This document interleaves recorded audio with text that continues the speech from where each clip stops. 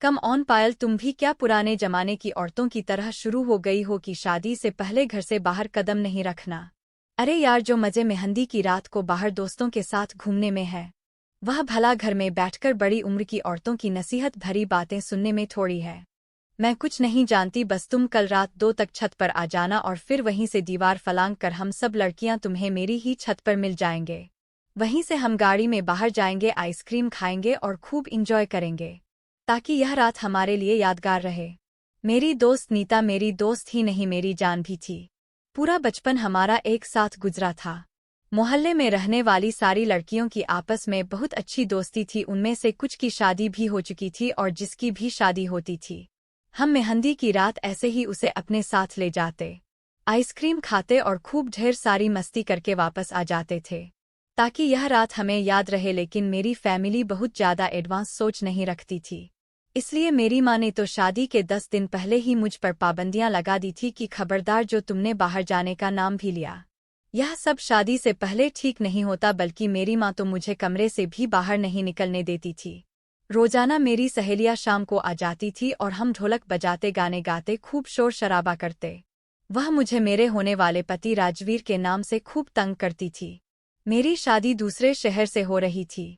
राजवीर मेरे लिए बिल्कुल अनजान था और उसके घरवाले भी। शादी को अभी 10 दिन बाकी थे कि मेरी सास ने आकर कह दिया था कि उनके यहाँ मेहंदी की रस्म नहीं की जाती। वह लोग इस रस्म को सही नहीं मानते, क्योंकि फिर इस रस्म में लड़के लड़कियों का बेहुदा डांस उन्हें पसंद नहीं था। हालांकि मैं अपने घर में सबसे छोटी थी, इसलिए बड़े सब बहन भाइयों ने कहा था कि हमने पायल की शादी पर अपने सारे अरमान पूरे करने हैं। और मैं भी यही सोचती थी कि शादी तो एक ही बार होती है, मैं क्यों भला अपनी शादी का मजा किरकिरा करूं। इसलिए मेहंदी पर सिर्फ हमारे घर के ही मेहमान इकट्ठे हुए थे, लड़के वालों की तरफ से किसी ने भी नहीं आना था। इसलिए मेरी माँ ने कहा कि मेहंदी की रस्म 8 दिन पहले ही कर ली जाए। रात के 2 रहे थे और मैं नीता को समझा कर थक गई थी कि मेरी माँ ने तो कमरे से बाहर निकलने पर भी मेरी पाबंदी लगा रखी है, तो तुम मुझे कैसे बाहर लेकर जाओगी। वह कहने लगी, तुम मुझ पर छोड़ दो, तुम्हारी मेहंदी के जोड़े में ही हम तुम्हें बाहर लेकर जाएंगे और आइसक्रीम भी खाएंगे। तुम बेफिक्र रहो, बस तुम रात 2 बजे छत पर आ जाना। और फिर यही हुआ था। मेहंदी का हंगामा रात के 1 बजे तक जारी रहा। उसके बाद सभी थककर अपने कमरों में जाकर गहरी नींद सो चुके थे। जैसे ही रात के 2 बजे नीता की कॉल आ गई थी कि हम सब लड़कियां छत पर मौजूद हैं, बस तुम जल्दी से ऊपर आओ। मैंने उस वक्त अपनी मेहंदी का पीले रंग का लहंगा पहन रखा था। फूलों का जेवर तक मुझे उतारने की अनुमति नहीं दी थी। मेरी हमजोलियां कहने लगी कि सजी संबरी ही आना। हल्का फुल्का मेकअप भी मैंने कर रखा था। मैंने अपने कमरे का दरवाजा खोला तो सन्नाटा छाया हुआ था। सब लोग थक चुके थे, इसलिए सो रहे थे।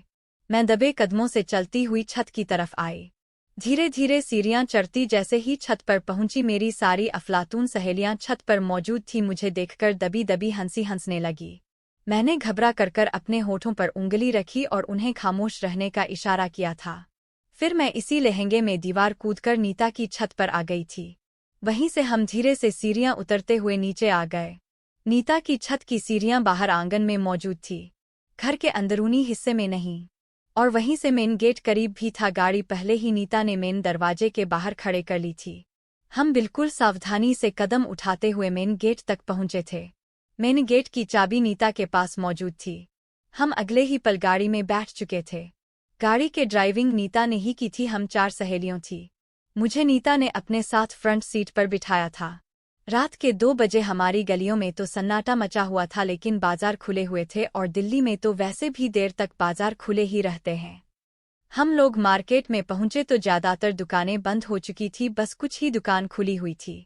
एक आइसक्रीम पार्लर पर जब हम दाखिल हुए तो वह कहने लगा, टाइम खत्म हो चुका है, इसलिए माफी मांगते हैं, आप लोग यहाँ से जा सकती हैं। लेकिन हमने उसकी विनती की कि प्लीज हमें आइसक्रीम खाने दो। नीता कहने लगी, हमारा नहीं तो दुल्हन का ही ख्याल कर लो, जो घरवालों से छुपकर आइसक्रीम खाने आई है। इस बात पर सब लड़कियां हंसने लगी। वह पार्लर वाला भी मुस्कुराने लगा, कहने लगा, बोला चले आ जाएं।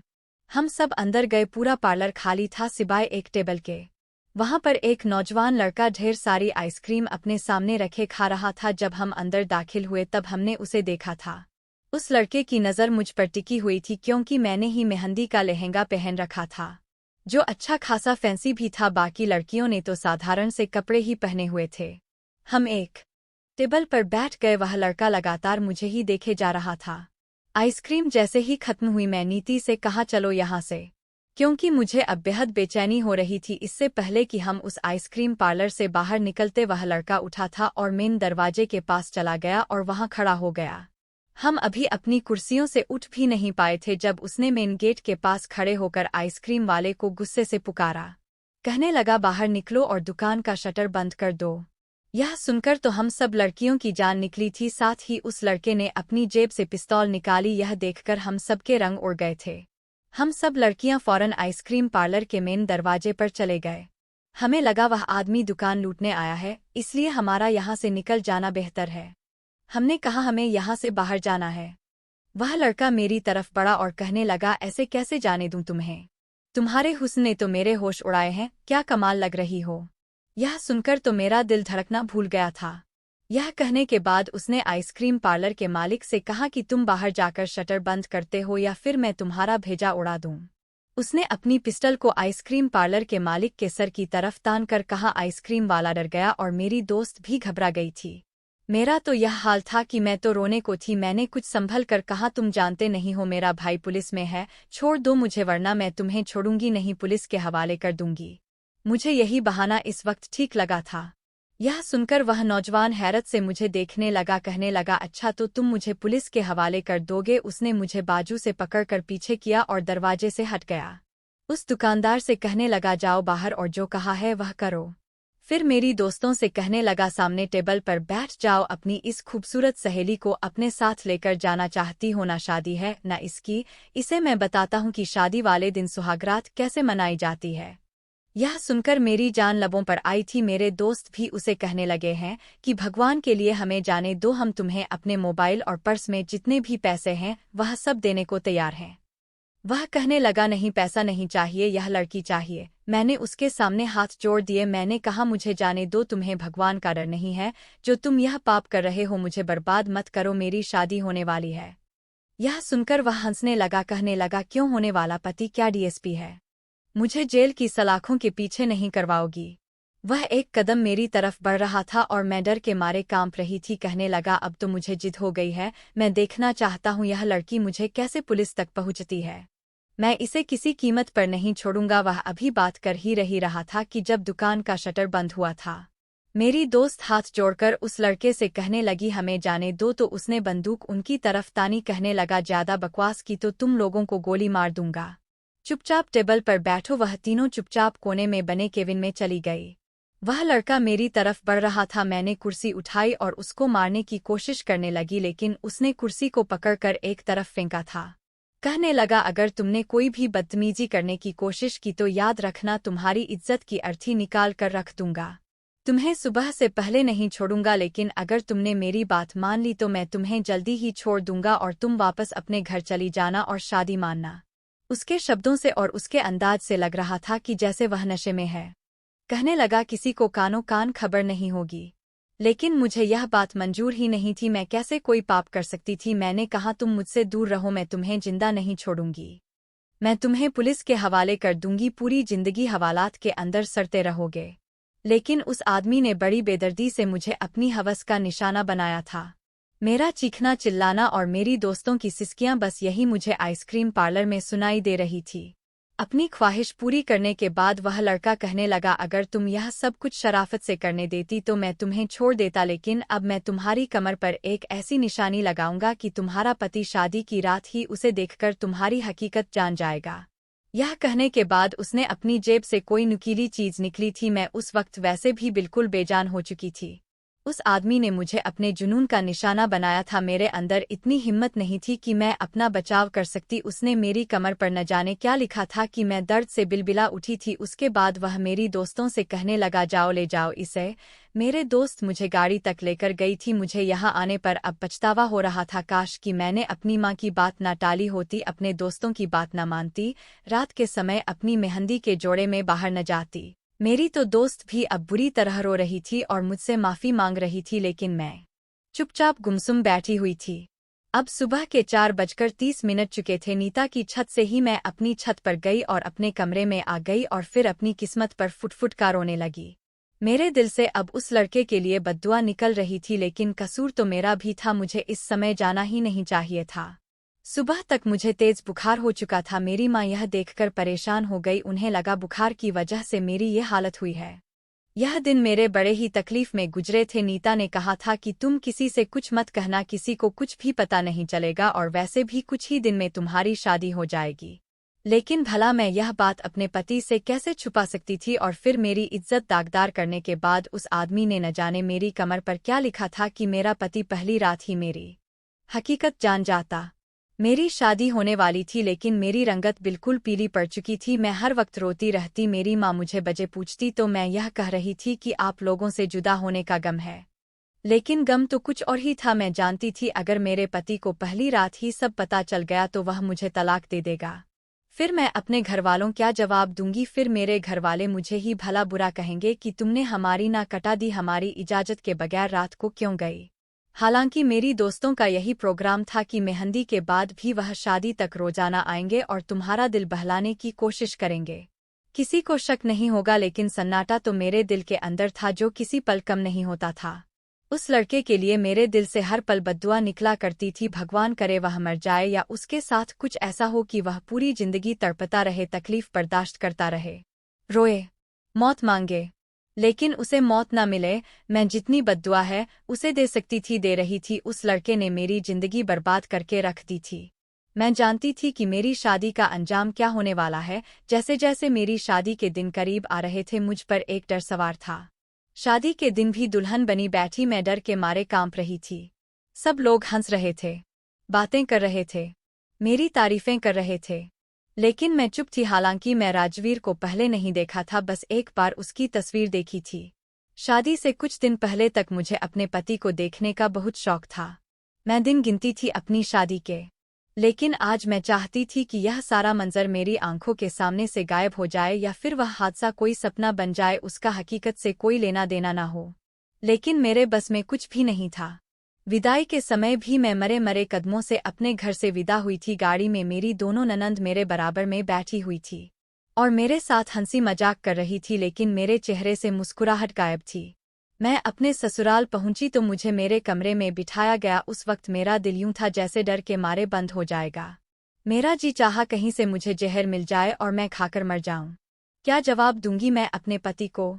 मैं ना तो पवित्र थी और ना ही उसके लायक थी। इसलिए सोचा अपनी आंखें बंद करके सारी हकीकत अपने पति को बता दूं। फिर मुझे अपने समाज का रवैया याद आने लगा। ऐसी लड़कियों के बारे में कोई भी सच नहीं मानता, बल्कि उसी को बदनाम करके धक्के देखकर निकाल दिया जाता है। मेरा पति भला क्यों ऐसी लड़की के साथ जिंदगी गुजारेगा जो पहले से ही दागदार हो? और मैं यह भी नहीं कह सकती थी कि उसमें मेरा कोई दोष नहीं था। मेरा दोष बस यह था कि मुझे रात के समय बाहर नहीं जाना चाहिए था। मैं यही सोच रही थी कि तभी कमरे का दरवाजा खुला। राजवीर अंदर दाखिल हुआ था। मैंने एक नज़र उसे देखा, काफी सीरियस नौजवान लग रहा था। बड़ी खामोशी से आकर मेरे सामने बैठ गया। मैं अपने अंदर यह हिम्मत जमा करने की कोशिश कर रही थी कि उसे सच बता दूं, फिर चाहे वह मुझे जो मर्जी सजा दे, मैं उस सजा को स्वीकार कर लूंगी, लेकिन उसके साथ धोखेबाज रिश्ता नहीं निभा सकती। लेकिन मेरे कान में बार बार अपने दोस्त की बातें गूंज रही थी, जो कह रही थी कि अपने पति को कभी भी इस हादसे के बारे में मत बताना, वह कभी भी तुम्हारी बात का विश्वास नहीं करेगा। इसे एक हादसा समझकर भूल जाना, हो सकता है कि उसे कभी पता ना चले और तुम्हारी जिंदगी से यह कांटा निकल जाए। लेकिन अगर तुमने उसे सच बता दिया तो मुमकिन ही नहीं कि तुम्हारी जिंदगी में बाहर आए। फिर सिवाय उदासी और बदनामी के कुछ नहीं मिलेगा। मेरा मन समझ नहीं पा रहा था कि क्या फैसला करे। क्या नीता की बात मान लूं या वह करूं जो मेरा दिल कह रहा है? मेरा दिल कह रहा था कि झूठ मत बोलो, सच बता दो, लेकिन मेरी जबान कुछ भी बोलने के लिए तैयार ही नहीं थी। मेरे दिमाग में सारे शब्द गुड़मुड़ हो चुके थे। लगता था कि मेरे पास कहने के लिए शब्द ही नहीं बचे। क्या कहती, कहाँ से शुरू करती? मैं अपनी सोचों के ताने बाने बुन रही थी जब मेरे ठंडे हाथ पर राजवीर के गर्म हाथ पड़े थे। मैं एकदम से चौंक गई थी। मुझे समझ नहीं आ रहा था क्या करूं। उसने मेरा हाथ थामा और अपने होठों पर लगा लिया। कहने लगा, तुम्हारी तस्वीर जब देखी थी तो तुम मुझे बहुत अच्छी लगी थी। फिर तुम्हारे बारे में जब मेरी बहनों ने मुझे बताया तो मैं जाने अनजाने तौर पर तुम्हारी मोहब्बत में गिरफ्तार होने लगा।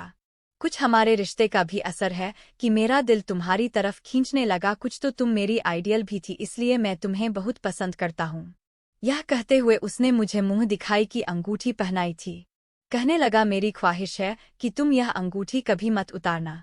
वह जैसे जैसे बोल रहा था मेरा दिल ऐसा लग रहा था जैसे कोई मुट्ठी में दबोच रहा है। मेरा पति मुझसे मोहब्बत करता था और हर औरत की तरह मैं भी चाहती थी कि उसकी मोहब्बत में कमी न आए। लेकिन अगर मैं उसे सच बता देती तो यह यकीनन उसका व्यवहार मेरे लिए बदल जाता। वह मुझसे प्यार मोहब्बत की बातें कर रहा था, लेकिन मेरा दिमाग कुछ और ही सोच रहा था। धीरे धीरे उसने मेरी ज्वेलरी उतारना शुरू की, लेकिन ऐसे मौके पर भी मेरे चेहरे पर कोई मुस्कुराहट नहीं थी और उसने लाइट बंद की और नाइट बल्ब जला दिया। लेकिन इस हल्की रोशनी में मुझे लगा कि जैसे मेरा राज अब खुल जाएगा। हालांकि वह मुझे धीरे धीरे अपने प्यार का विश्वास दिला रहा था। कहने लगा, शादी का रिश्ता सदियों से चला आ रहा है। यह बहुत ही पवित्र रिश्ता होता है जो एक अनजान लड़की और लड़के को बेहद करीब ले आता है। मैंने कहा, यह वाली लाइट भी बंद कर दें? कहने लग, नहीं, इतनी लाइट रहने दो, मुझे बिल्कुल अंधेरे में नींद नहीं आती। लेकिन जैसे ही उसने मुझे अपनी बाहों में लेकर मेरी कमर को छुआ, उसका हाथ उसी जगह लगा जहां मेरा जख्म लगाया गया था। उस गंदे आदमी ने पता नहीं किस चीज से यह निशान लगाया था। जख्म बहुत ही गहरा था और इत्तेफाक ऐसा था कि राजवीर का हाथ सीधा इस जख्म पर पड़ा था। जख्म अभी हरा था और मैं एक सिसकारी लेकर रह गई थी। उसने अपना हाथ पीछे किया था। कहने लगा, क्या हुआ तुम्हें? मैंने कहा, चोट लग गई थी। मेरी दोस्त मेहंदी के फंक्शन में मेहंदी की प्लेटों में मेहंदी पर मोमबत्तियां लगाए हुए थी। वह मेरे पीछे ही खड़ी थी कि अचानक से जलती मोमबत्ती से मेरा लहंगा थोड़ा सा जल गया था, इसलिए मेरी कमर पर भी थोड़ा सा जख्म लग गया था। यह सुनना था कि राजवीर उठकर बैठ गया। उसने लैंप की रोशनी तेज कर दी। कहने लगा, फिर तो तुम्हें बहुत तकलीफ हो रही होगी। ऐसा करो कि तुम कोई भी सादा से कपड़े पहन लो। उतारो इन भारी भरकम कपड़ों को जो तुम्हारे लिए तकलीफ का कारण बन रहा है। यह सुनकर तो मैं घबरा गई। मैं भी उठकर बैठ गई। कहने लगा, लाओ दिखाओ कहाँ जख्म। यह सुनकर तो मैं और भी ज्यादा डर गई। मैं कैसे उसे दिखा सकती थी? उस लड़के ने यही तो कहा था कि जब तुम्हारा पति देखेगा तो जान जाएगा कि तुम्हारे साथ क्या हुआ है। मेरा दिल बुरी तरह से घबरा रहा था। मैं उठकर खड़ी हो गई। मैंने कहा, मैं कपड़े बदल कर आती हूँ। मैंने जल्दी से अलमारी से सादा सा ड्रेस निकाला और बाथरूम में चली गई।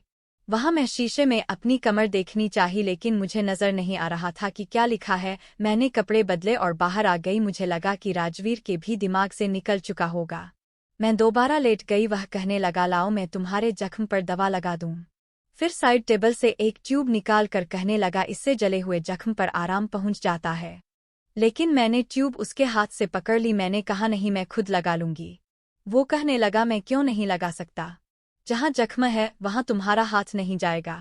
मैं नहीं चाहती थी वह देखे, क्योंकि उसे देखते ही वह मेरा राज जान जाता। मैं चाहती थी समय जैसे जैसे गुजर जाए तो अच्छी बात है, लेकिन मेरे बार बार कहने पर भी वह नहीं माना। मैंने अपनी आंखें बंद कर ली और खुद को किस्मत के हवाले कर दिया। मैं जितनी कोशिश कर सकती थी कर ली थी। अब अगर मेरी किस्मत में मेरे घर का टूट जाना ही लिखा था तो मैं क्या कर सकती थी? जैसे ही उसने मेरी कुर्ते को ऊपर किया था, कुछ देर तक वह मेरा जख्म देखता रहा, कुछ नहीं बोला। फिर फौरन से उसने मेरी कमीज नीचे कर दी और वॉशरूम चला गया। उसने वॉशरूम का दरवाजा बड़ी ही जोर से बंद किया था और मेरा दिल ऐसा था कि धड़कना भूल गया हो। शायद वह मेरा राज जान चुका था। मुझे वॉशरूम से पानी गिरने की आवाज आ रही थी। शायद वह वॉशरूम से आते ही मुझे धक्के मारकर कमरे से निकाल देगा, मेहमानों में शोर मचा देगा और मेरे घर वालों को बुलाकर उन्हें अपमानित करेगा, मुझसे मेरी बदकिरदारी की वजह पूछेगा। मेरा जी चाहा काश कि मुझे इसी पल मौत आ जाए, लेकिन मैंने देखा कि वह वॉशरूम से बाहर आया तो उसकी आंखें लाल थी। वह बाहर आया और साइड टेबल से पानी की बोतल उठाई और 2-3 घूंट पीकर वह कमरे में बने छोटे से मंदिर में चला गया।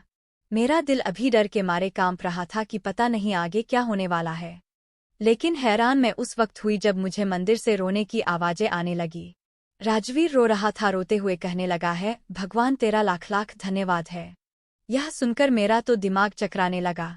वह किस बात का धन्यवाद कर रहा था? मुझे तो लगता था कि वह यह सब देखकर मुझे घर से निकाल देगा, लेकिन वह तो, या शायद उसने किसी और बात का धन्यवाद किया होगा। शायद उस लड़के ने मेरी कमर पर सिर्फ जख्म ही डाला होगा, कुछ भी ऐसा नहीं लिखा होगा कि जिससे यह पता चल सके कि मेरे साथ क्या हुआ है। जैसे ही वह मंदिर से बाहर आया, मेरे पास बैठ गया और फिर मेरी कमर पर दवा लगाई और कहने लगा, पायल, तुम्हें आराम की जरूरत है। मैं तो उसका व्यवहार देखकर परेशान थी। उसने उस रात मुझे छुआ तक नहीं था। यह बातें मेरे लिए अजीब थी, क्योंकि जिस तरह से वह पहले मेरी तारीफें कर रहा था, अपनी बेताबियों का जिक्र कर रहा था, मुझे नहीं लगता था वह रात को अपना हक वसूल नहीं करेगा। लेकिन उसने मुझे हाथ तक नहीं लगाया। मैं जितना इस बारे में सोच रही थी, उलझती जा रही थी। सुबह नाश्ते के बाद कहने लगा, मैं तुम्हें किसी से मिलवाना चाहता हूँ। फिर वह मुझे ऊपर ले आया। एक कमरा था जो कि बंद था। उसने हल्की से दस्तक दी। अंदर से आवाज आई कि कौन है। राजवीर कहने लगा, मैं हूँ राजवीर। अभिषेक, दरवाजा खोलो। अंदर से आवाज आई, राजवीर तो आ जाओ ना यार, दरवाजा खुला है। जैसे ही राजवीर ने दरवाजा खोला, मुझे लगा कि जमीन फटी है और मैं उसके अंदर चली गई हूँ। मुझ पर जैसे कयामत टूटी थी, क्योंकि सामने तो वही लड़का व्हीलचेयर पर बैठा हुआ था। जितना उसे देखकर मैं हैरान थी, उतना ही वह लड़का मुझे देखकर हैरान था। मेरा दिल तो यह था कि धड़कना भूल गया था। मैं फौरन से पलट गई। मैं बाहर जाने लगी जब राजवीर ने मेरा बाजू पकड़ा। कहने लगा, यह मेरा छोटा भाई है, मिलोगी नहीं इससे। यह सुनकर तो मुझ पर जैसे कयामत टूटी थी। वह भी फटी फटी आंखों से मुझे देख रहा था। यह कैसी आजमाइश थी मेरे लिए। मेरा घर तो शायद अब वाकई बर्बाद हो जाता। राजवीर मुझे अंदर ले गया। कमरे का दरवाजा भी बंद कर दिया। वह लड़का मुझसे नजरें चुरा रहा था। मिलाता भी कैसे? उसके चेहरे से पसीना बहने लगा था। राजवीर मुझे उसके पास ले गया, उसके सामने रख सोफे पर मुझे बैठने के लिए कहा और खुद भी बैठ गया। फिर उस लड़के से पूछने लगा, अभिषेक, क्या यह वही लड़की है? यह सुनना था कि मेरी जान निकली थी, तो क्या वह यह सब जानता था? अभिषेक ने नजर नहीं उठाई थी, हालांकि इशारे से हमें सर हिलाया था और साथ ही फुट फुट कर रोने लगा। कहने लगा, मुझे माफ कर दो, मैंने तुम्हारे साथ बहुत बड़ा जुल्म किया था, लेकिन देखो मुझे इसकी कितनी बड़ी सजा मिली है। कहने लगा, उसे रात मेरे दोस्तों ने मुझे शराब पिला दी थी और अगर मैं ऐसे ही अपने घर चला आता तो मेरी माँ को पता चल जाता है, इसलिए मैं आइसक्रीम पार्लर पर जाकर ढेर सारी आइसक्रीम मंगवाई और खाने लगा।